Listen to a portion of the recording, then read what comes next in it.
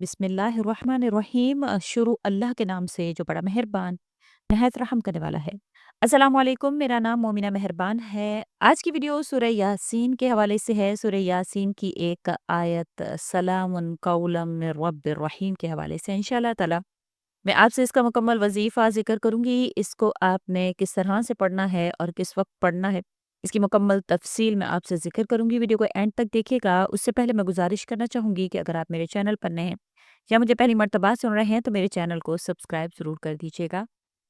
सूरह यासीन कुरान पाक की 66वीं सूरह है, जिसे कल्बुल कुरान यानी कि कुरान का दिल कहा जाता है। ये मक्की सूरह है और इसमें 83 आयात हैं।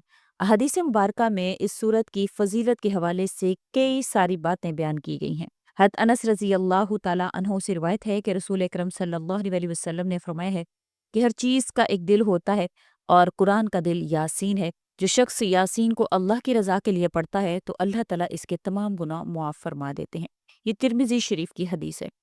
सूरह यासीन को मुश्किलात के हल के लिए पढ़ना बहुत ज़्यादा मौसर है। उलमा के मुताबिक ये सूरत रहमत, मग़फ़िरत और बरकत के लिए पढ़ी जा सकती है। तो आज का वजीफ़ा इसी तरह से है और बेशक आपने अपने ज़हन में यही चीज़ जो है वो रखनी है कि ये जन्नतियों का कलिमा है और इसका मुकम्मल वजीफ़ा आपने इस तरह से करना है। आपका कोई मकसद है, आपकी कोई हाजत है, आपने उसको ज़हन में रखना है। आपके औलाद नहीं है, आपने उसको ज़हन में रखना है। आपकी कोई भी परेशानी है, आपने उसको ज़हन में रखना है। आपने बावुज़ू होकर एक जगह पर बैठ जाना है, पाक साफ वो जगह होनी चाहिए और इसके लिए कोई वक्त मुकर्रर नहीं है। किसी भी वक्त इखलास से, खुलूस से आपने इस सूरा को पढ़ना है। किस तरह से कि आपने अव्वल व आखिर दरूद शरीफ पढ़ने के बाद बिस्मिल्लाहिर्रहमानिर्रहीम पढ़ने के बाद आपने सूरह यासीन को शुरू से पढ़ना है। यासीन वल कुरानिल हकीम।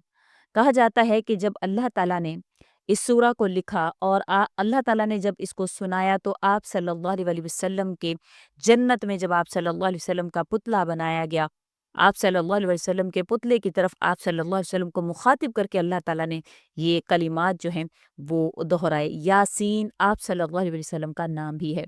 तो आपने इसको इसी नीयत से पढ़ना है कि इंशाल्लाह मेरा आज ये मकसद ज़रूर पूरा होगा। मैं इखलास के साथ, नीयत के साथ इसको पढ़ रहा हूँ। तो आपने इसको पढ़ना है यासीन वल कुरानिल हकीम। जब आपने इसकी आयत नंबर 58 यानी कि सलामुन कौलम मिर रब्बिर रहीम पर पहुँचना है, तो इसको आपने निहायत खुलूस दिल से इसकी आपने तस्बीह करनी है। इसको आपने 129 मरतबा पढ़ना है। सलामुन कौलम मिर रब्बिर रहीम, सलामुन कौलम मिर रब्बिर रहीम। और इस ज़हन में रखना है कि मेरी तमाम तर अल्लाह ताला से गुज़ारिशात जो हैं, जो मेरी जो हाजात हैं, जो मेरी अल्लाह ताला से इल्तिजाएँ हैं, वो उनको मैं सामने रखते हुए इस जन्नत के कलीमे को जो अल्लाह करीम फरमा रहे हैं, या अल्लाह पाक बेशक आप मेरे रब हैं, आपकी तरफ से मैं सलामती का उम्मीदवार हूँ, आप मेरी ज़िंदगी में सलामती को दाखिल फरमाएँ। और अल्लाह करीम के तसव्वुर को ज़हन में रखते हुए आपने ये कलिमात जो है वो अदा करने हैं इंशाअल्लाह ताला।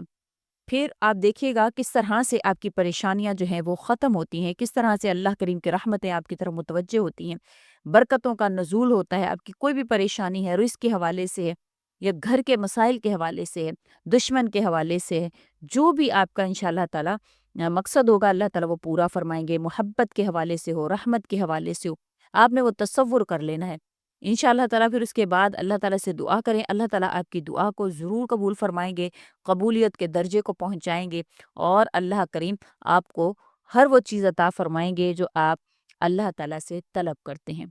इसकी एक आयत है सलामुन कौलम मिर रब्बिर रहीम। ये सूरह यासीन की आयत नंबर 58 है, जिसमें अल्लाह ताला फ़रमाते हैं सलामुन कौलम मिर रब्बिर रहीम, सलाम होगा एक रहीम रब की तरफ से कहा हुआ। जन्नतियों के लिए ये एक ख़ास तोहफ़ा है। इस आयत में अल्लाह ताला जन्नतियों के लिए अपनी रज़ा और सलामती का ऐलान करते हैं। जन्नतियों को अल्लाह ताला की तरफ से बराह रास्त सलाम कहे जाने का शर्फ़ मिलेगा, जो इनके लिए अज़ीम तरीन इनाम होगा। उलमा के मुताबिक जो शख्स भी इस आयत को कसरत से पढ़ता है तो वो अल्लाह की हिफाजत में रहता है और इस पर रहमतों का नज़ूल होता ही रहता है। ये आयत पढ़ने से दिल को सुकून मिलता है और इंसान के इर्द गिर्द की तमाम मुश्किलात ख़त्म हो जाती हैं। उलमा का कहना है कि रात सोने से पहले अगर इस आयत को पढ़ा जाए तो बहुत फ़ायदेमंद है, क्योंकि ये आयत अल्लाह की सलामती और रहमत को अपने ऊपर तारी करने का ज़रिया है।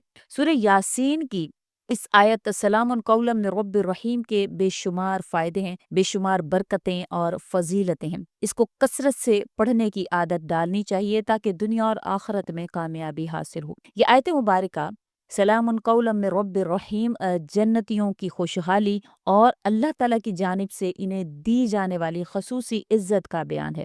اس میں جڑے کئی تفسیری نکات اور واقعات ہیں جو جنت کے احوال اور اس آیت کی عظمت کو واضح کرتے ہیں۔ ایک اہم واقعہ جو ہے وہ درج کیا جاتا ہے کہ مفسرین کے مطابق جنتیوں کے لیے ایک عظیم دن ہوگا جس دن اللہ تعالیٰ خود اپنی ذات سے انہیں سلام کہیں گے۔ یہ اللہ کی جانب سے جنتیوں کے لیے سب سے بڑا انعام ہوگا۔ جنت میں جنتی ہر قسم کی نعمتوں سے لطف اندوز ہوں گے۔ وہاں نہ کوئی خوف ہوگا، نہ کوئی غم ہوگا، نہ بیماری ہوگی، نہ موت ہوگی۔ اس وقت جب جنتی ان نعمتوں میں خوش و خرم ہوں گے تو اللہ تعالیٰ اپنی ذات سے ان کو مخاطب کریں گے اور فرمائیں گے سلام قولا من رب الرحیم، سلام ہوگا ایک مہربان رب کی طرف سے کہا ہوا۔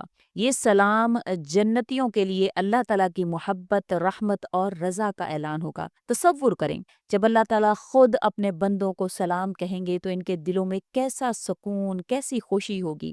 ایک اور واقعہ اس کے حوالے سے حضرت حسن بصری رحمۃ اللہ علیہ کے حوالے سے ذکر کیا جاتا ہے۔ حضرت حسن بصری رحمۃ اللہ علیہ فرماتے ہیں کہ جنت کے احوال کے بارے میں جب یہ آیت نازل ہوئی تو صحابہ کرام نے رسول اکرم صلی اللہ علیہ وسلم سے اس کی مزید وضاحت مانگی۔ رسول اکرم صلی اللہ علیہ وسلم نے اس کے ضمن میں فرمایا جب جنتی اپنی نعمتوں میں مشغول ہوں گے اور اپنے رب کی رضا سے لطف اندوز ہو رہے ہوں گے تو اچانک ایک نور نمودار ہوگا جو ہر جانب پھیل جائے گا اور وہ اللہ کا نور ہوگا۔ پھر اللہ تعالیٰ اپنے بندوں کو مخاطب کریں گے اور کہیں گے اے میرے بندو، میں تم سے راضی، آج تم پر سلامتی ہو، یہ سلام میرے رب ہونے کی رحمت کا مظہر ہے۔ یہ سن کر جنتی جھک جائیں گے اور اللہ کا شکر ادا کریں گے۔